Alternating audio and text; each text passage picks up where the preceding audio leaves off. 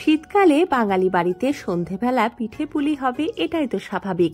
আর আমার মতন যারা পিঠে পুলি বানাতে এবং খেতে ভালোবাসেন তারা তো প্রায় পিঠে পুলি বানিয়েই থাকেন। তা আমার মনে হয় সবচেয়ে সহজ পিঠে পুলি হচ্ছে সাঁচ পিঠে। আজ উনুন টেস্ট অফ বেঙ্গল সহজে রান্না শেখার ঠিকানায় আমি পায়েল আপনাদের বানিয়ে দেখাচ্ছি সাঁচ পিঠে। কি করলে মাটির সাজ থেকে সাজ পিঠে উঠে আসবে খুব সহজে, অর্থাৎ একটুও লেগে যাবে না এবং এই পিঠে হবে একেবারে নরম তুলতুলে, তা জানতে হলে আপনাকে দেখতে হবে পুরো ভিডিওটা। এখানে আমি 1 কাপ চালের গুঁড়ো নিয়েছি, এটা সেদ্ধ চালের গুঁড়ো। আর তার সাথে নিয়েছি 1 টেবিল চামচ ময়দা এবং 1/2 কাপ পরিমাণ সুজি।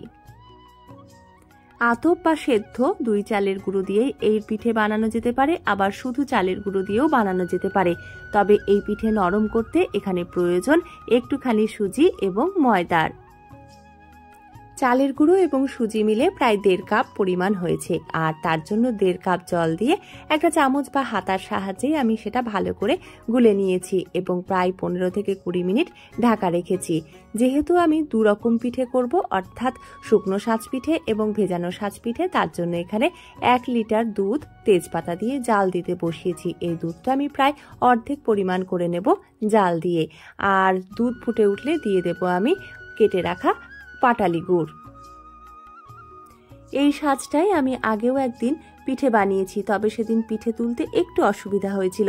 তা শুনে আমার শাশুড়ি মা আজ বললেন যে প্রথমে সাজটা গরম করে তাতে একটু নুন পুড়িয়ে নাও, নতুন সাজ এইভাবে ব্যবহার করলে পিঠে খুব ভালোভাবে উঠে আসে।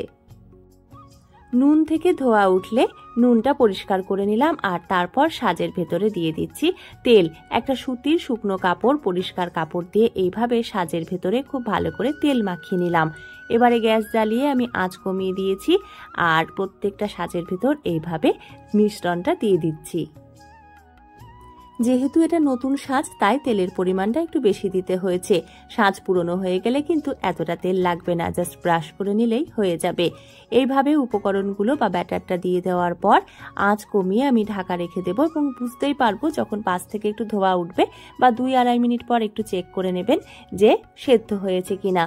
তারপরে ঢাকনা সরিয়ে দেখবেন, যখন দেখবেন একটু ফুটো ফুটো হতে শুরু করেছে কিংবা উপরটা দেখলেই বুঝতে পারবেন যে হয়ে এসেছে, তখন এইভাবে একটা ছুরির সাহায্যে তুলে নেবেন। দেখুন কি সুন্দর উঠে আসছে, মনেই হচ্ছে না যে একটা নতুন সাজে করছি বা কোথাও কোনো অসুবিধে হচ্ছে। আমি উত্তরবঙ্গের মালদার মেয়ে, আমি আমার বাড়িতে কোনোদিন এই সাজ পিঠেটা খাইনি। এই দক্ষিণবঙ্গে এসে এই সাজ পিঠে প্রথম খাওয়া এবং সাজ পিঠে খেতে আমার খুবই ভালো লেগেছিল। আগেই বলেছি পিঠে পুলি পায়েস খেতে আমি ভীষণ পছন্দ করি। আমার বাড়ির ছোট থেকে বড় সবাই এই পিঠে পছন্দ করে, তাই এই পিঠেটা আমি আমার শাশুড়ি মায়ের কাছ থেকে শুনেই শিখে নিয়েছি।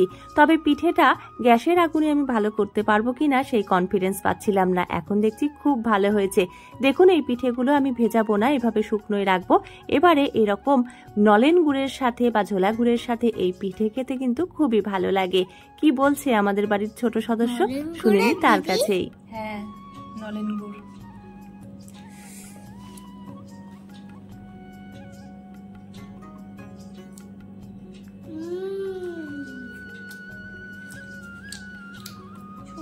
দারুণ হয়েছে, আমার তো পুরোটাই খেতে ইচ্ছে।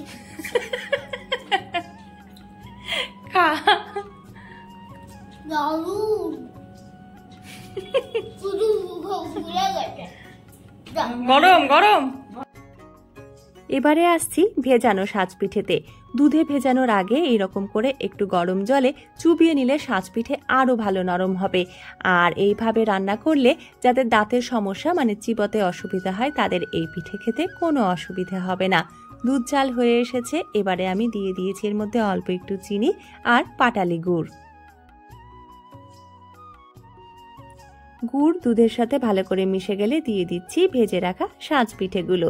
আর তারপর আমি রান্না করে নিচ্ছি 2 থেকে 2.5 মিনিট।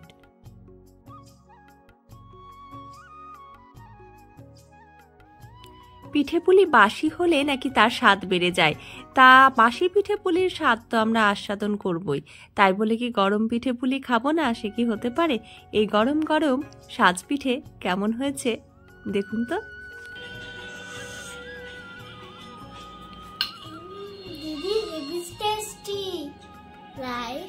চ্যানেল আর কমেন্ট করে দেবেন।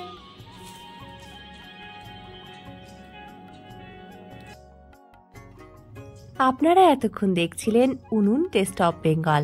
আজ এ পর্যন্তই। দেখা হচ্ছে পরবর্তীতে অন্য কোনো পিঠেপুলির রেসিপির সাথে। ধন্যবাদ।